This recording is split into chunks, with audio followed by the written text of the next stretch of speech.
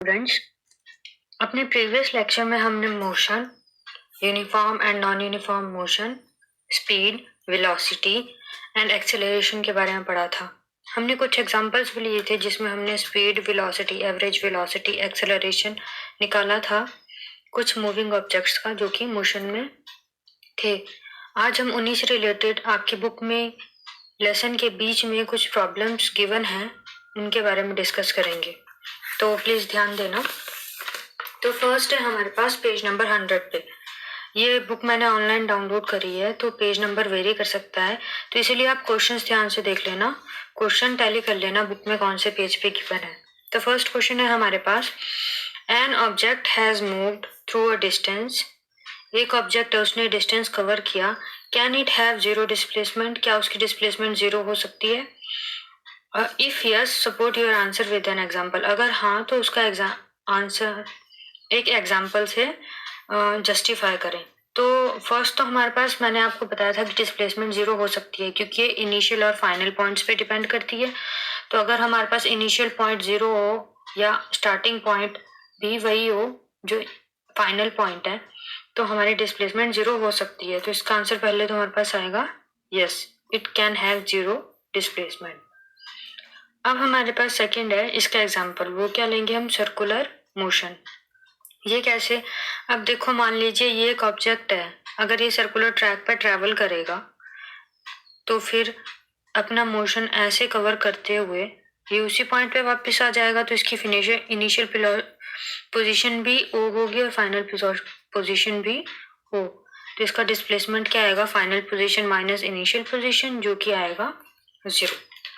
तो ये था हमारे पास फर्स्ट क्वेश्चन। अब पेज नंबर 100 पे ही आप देखेंगे ये गिवन है हमारे पास सेकेंड क्वेश्चन। तो सेकेंड क्वेश्चन क्या है हमारे पास, ये एक न्यूमेरिकल है, थोड़ा टिपिकल है, ध्यान से सुनिएगा। A farmer moves along the boundary of a square field of side 10 metre in 40 seconds. तो हमारे पास एक स्क्वायर फील्ड गिवन है जिसकी साइड क्या गिवन है हमें, 10 मीटर। एक फार्मर है जो इसके अलोंग चल रहा है, जो इसकी बाउंड्री है, मतलब कि 10 मीटर 10 मीटर 10 मीटर। ये पूरी बाउंड्री उसने कितने टाइम में कवर की, 40 सेकेंड्स में। तो 40 सेकेंड्स में मतलब उसने कितना कवर किया, 40 मीटर। ठीक है, यही हुआ ना, पूरी बाउंड्री के अलोंग चला, 10 metre plus 10 metre plus 10 metre plus 10 metre. तो पूरी बाउंड्री के अलोंग उसने कितना ट्रेवल किया, 40 मीटर। डिस्टेंस कवर तो यही आएगा ना। अब देखते हैं नेक्स्ट कंडीशन क्या दी है, what will be the magnitude. ये कर लेते हैं हम पहले underline, what will be the magnitude of displacement of the farmer. अब हमें डिस्प्लेसमेंट का मैग्नीट्यूड बताना है कि क्या होगा at the end of 2 minutes 20 seconds. क्या बताना है, magnitude of displacement from its initial position. तो पहले हम ये देखेंगे कि 2 मिनट्स और 20 सेकेंड्स पे वो कितना डिस्टेंस कवर करेगा। तो 40 से डिस्टेंस कवर लिख देते हैं पहले तो हम, डिस्टेंस कवर्ड, ठीक है। 40 सेकेंड्स में 40 मीटर, मतलब कि 1 राउंड, एक राउंड लिया था ना उसने, ठीक है। अब हम देखेंगे 1 सेकेंड में कितना आएगा, 1 मीटर, 40 मीटर बाय 40 सेकेंड्स आएगा ना, तो क्या आएगा 1 मीटर। क्या है ये, देखो ये भी डिस्टेंस कवर्ड है और ये भी डिस्टेंस कवर्ड है। अब हम दूसरी कंडीशन ले लेते हैं जिसमें हमारे पास टाइम क्या दिया हुआ, distance covered in 2 minute and 20 seconds. तो 2 मिनट में हमारे पास कितने सेकेंड्स हुए, 2 इंटू 60, दोनों को एक यूनिट करना पड़ेगा हमें, तो ये कितने 120 सेकेंड्स। तो टोटल टाइम कितना हुआ हमारे पास यहाँ, टोटल टाइम 120 प्लस 20, ये वाले 120 सेकेंड्स और ये वाले जो हमारे रिमेनिंग थे, तो ये कितने बनाएंगे, 140 सेकेंड्स। तो जब उसने 1 सेकेंड में 1 मीटर कवर किया तो 140 सेकेंड्स में भी तो 140 मीटर ही कवर करेगा, दोनों तरफ मल्टीप्लाई कर देंगे ना 140 से, तो 140 सेकेंड्स में भी हमारे पास क्या आ गया, 140 मीटर। 40 मीटर में हमारे पास कितना था, वन राउंड कवर किया था ना उसने पूरे ट्रैक का 40 मीटर में, ठीक है। तो 140 मीटर में कितने राउंड होंगे, 140/40, ठीक है। 7/2 राउंड, 7/2 राउंड का मतलब है 3.5 राउंड, मतलब वो 3.5 चक्कर लगाएगा। अब देखो 3.5 चक्कर में कहाँ पहुंचेगा वो, 1 2 3 एंड हाफ। तो उसकी पोजीशन क्या आएगी, लोकेट कर लेते हैं, A B C and D, मतलब कि वो कहाँ होगा 3.5 राउंड के बाद एट C। तो डिस्प्लेसमेंट एट C निकालने के लिए हम क्या करेंगे, अब पहले लिख लेते हैं position of object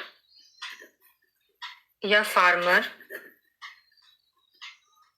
is eight C, ठीक है, C है।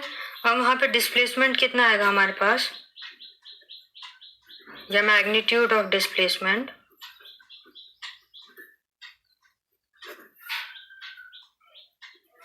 वो देखिएगा हम, देखो ये हमारे पास राइट एंगल ट्राइंगल बन रहा है, A B और C राइट एंगल ट्राइंगल बन रहा है ना।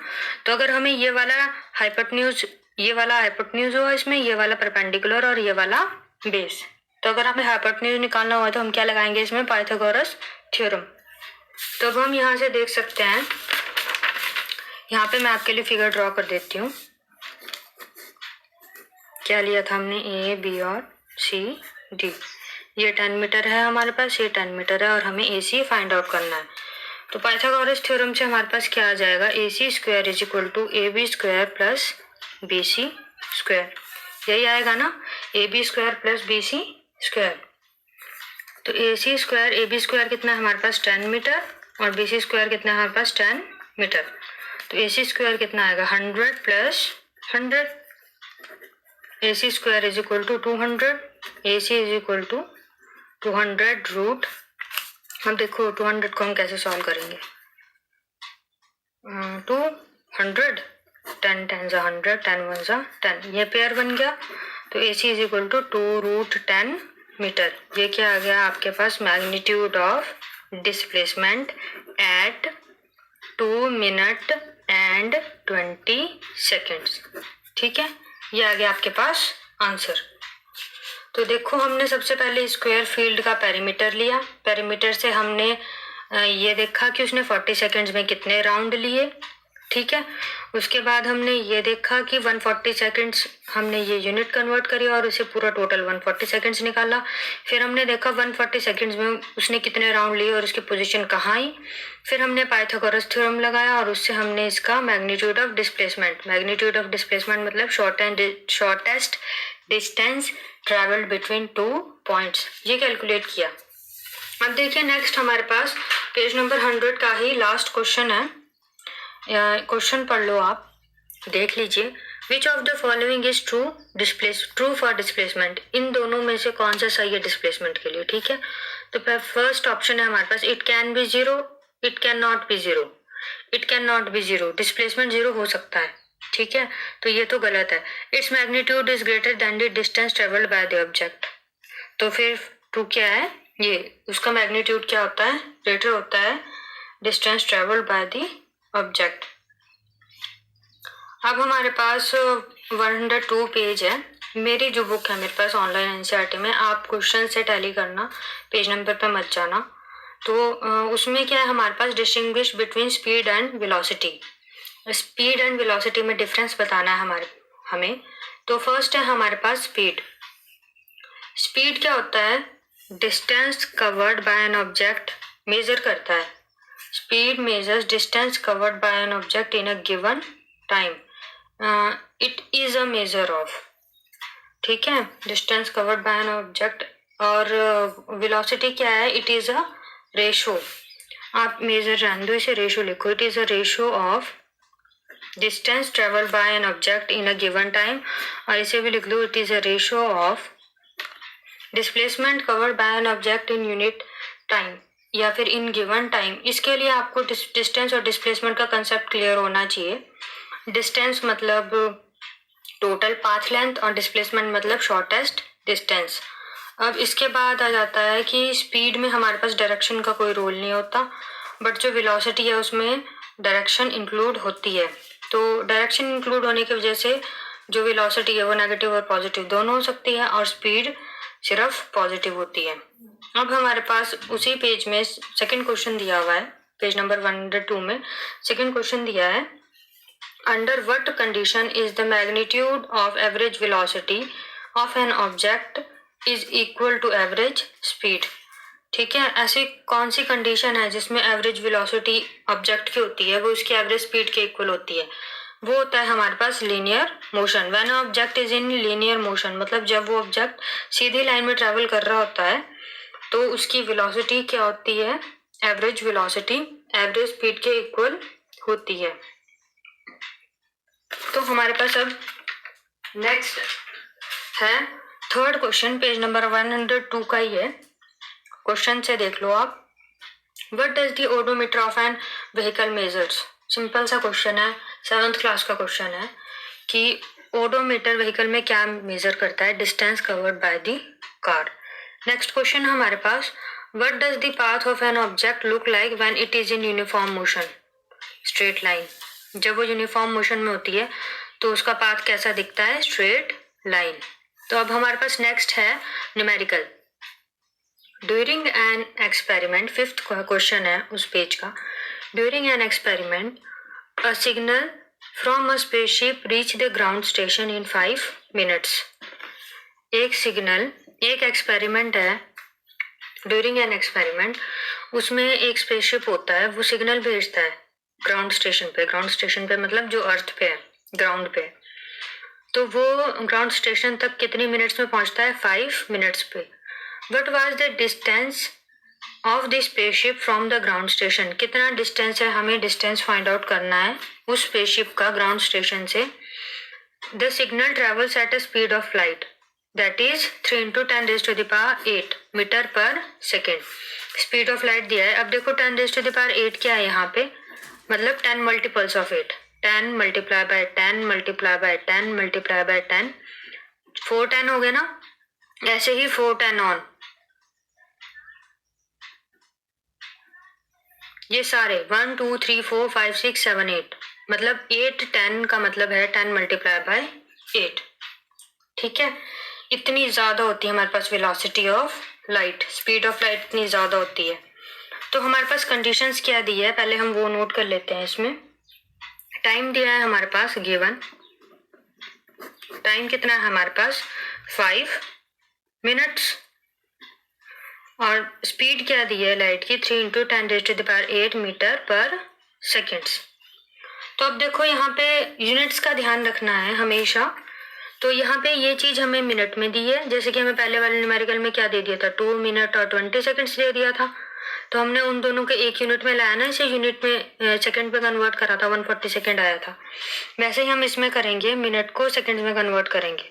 तो टाइम को सेकंड्स में कन्वर्ट करने के लिए हम इसको 60 से मल्टीप्लाई कर देंगे, तो ये कितना आ जाएगा? 300 सेकेंड।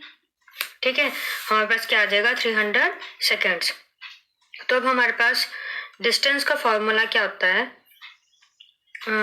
Speed into time. ये हमारे पास कहाँ से आया? देखो हमारे पास रिलेशन क्या था स्पीड का? Speed is equal to distance upon time. ठीक है, तो डिस्टेंस ये यहाँ पे मल्टीप्लीकेशन में है, तो ये सॉरी डिवीजन में है, तो यहाँ जाके क्या हो जाएगा? मल्टीप्लीकेशन में। जब भी आप इक्वल साइन के दूसरी तरफ ले जाते हो तो उसको ऑपोजिट होता है, मल्टीप्लाई का डिवीजन का मल्टीप्लाई हो जाएगा। अगर ये मल्टीप्लाई में होता तो डिवीजन में हो जाएगा, प्लस में होता तो माइनस में हो जाएगा, माइनस में होता तो प्लस में हो जाएगा।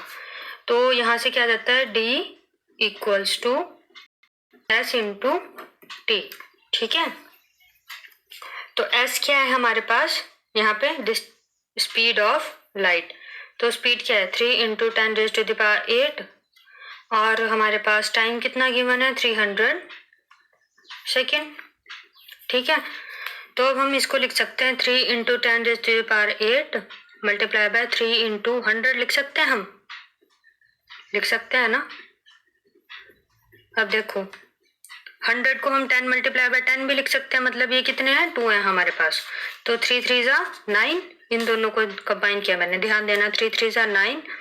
और अब ये 8 है, एक 1 ये 9 और एक 10 ये 10, तो ये 10⁻10 मीटर। ये क्या आ गया हमारे पास, distance travelled. 9 multiply by 10⁻10 metre. ठीक है, माइनस नहीं है, सॉरी, ये सिंपल सा आ गया आपके पास। ये क्या आ गया आपके पास, डिस्टेंस ट्रेवल्ड या distance of spaceship from the ground station. ये हो गए पेज नंबर 102 के सारे न्यूमेरिकल्स और क्वेश्चंस। अब आ जाते हैं हम नेक्स्ट पेज पे, पेज नंबर 103। ये सारे जो पेजेस हैं, ये सारे क्वेश्चंस हैं, ये आपके चैप्टर्स के बीच में दिए हुए हैं। जो भी आपको कंसेप्ट समझाया गया है उसके एंड में ये डिस्कस करने के लिए दिए गए हैं इंपॉर्टेंट क्वेश्चंस हैं। तो हमारे पास पेज नंबर 103 का है first question, what will you say a body is in uniform, when will you say a body is in uniform motion और non uniform acceleration. Uniform acceleration and non uniform acceleration में कब होगी body, कब बोलोगे आप उसे। तो uniform acceleration when a object travels equal distance in equal interval of time with uniform velocity.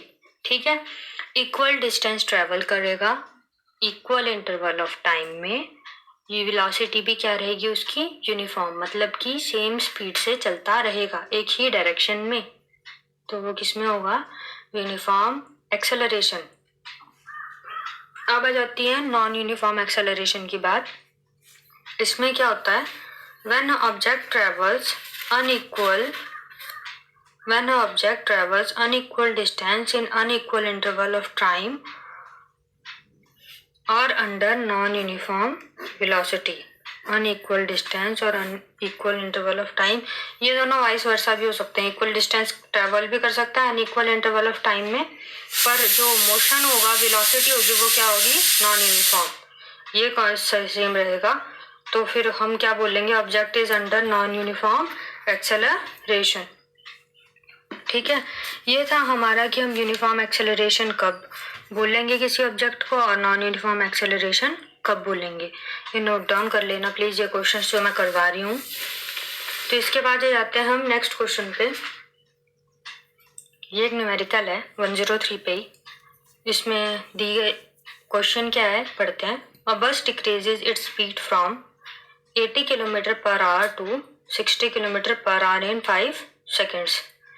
तो हम सॉल्यूशन लेंगे, हमें क्या निकालना है, एक्सेलरेशन। एक्सेलरेशन का फॉर्मूला क्या है हमारे पास, final velocity minus initial velocity upon 2। हमने एग्जांपल में कैलकुलेट किया है ये पहले भी, ठीक है।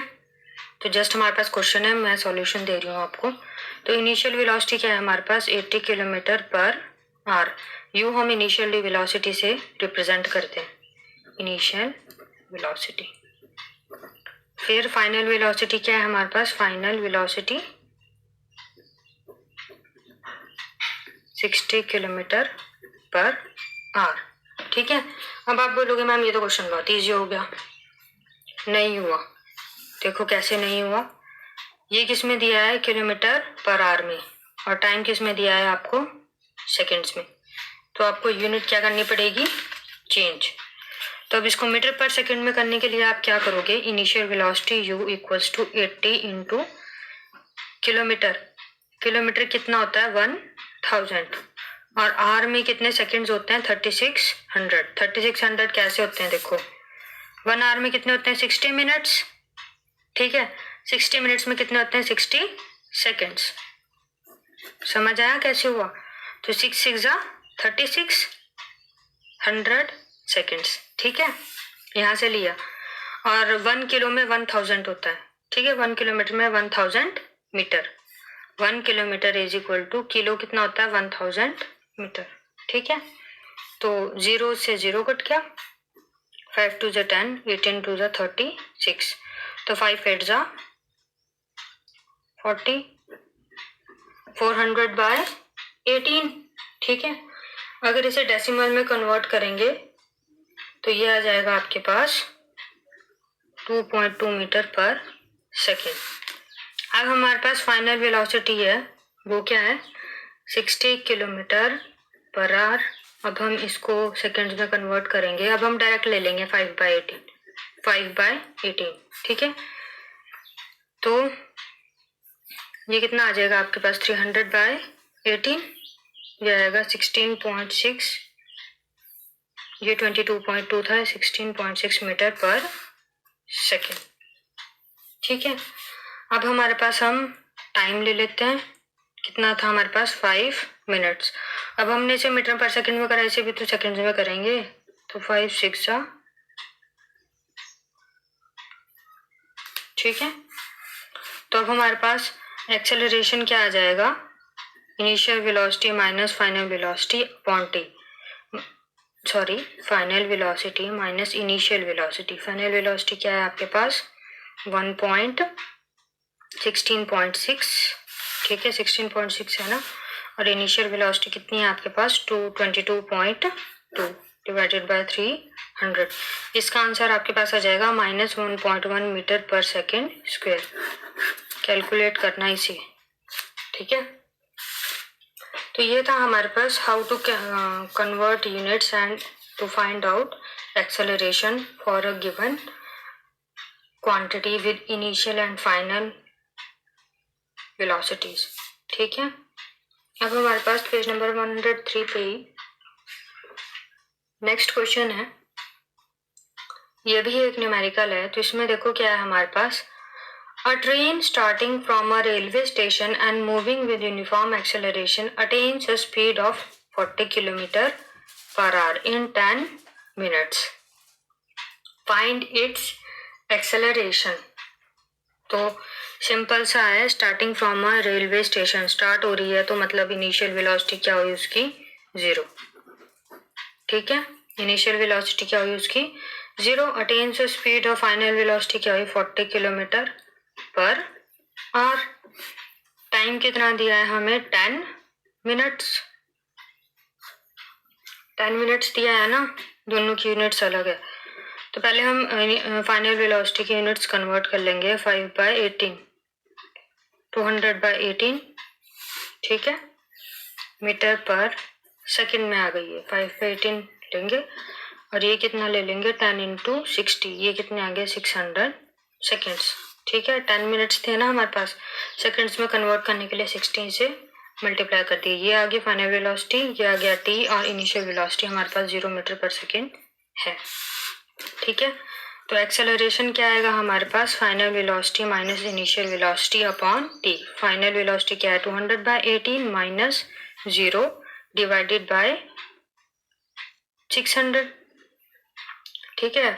टाइम हमारे पास 600 सेकेंड्स है ना, तो यहाँ लिख सकते हैं हम 200 माइनस 0, 200/18 ही आएगा, मल्टीप्लाई बाय 600,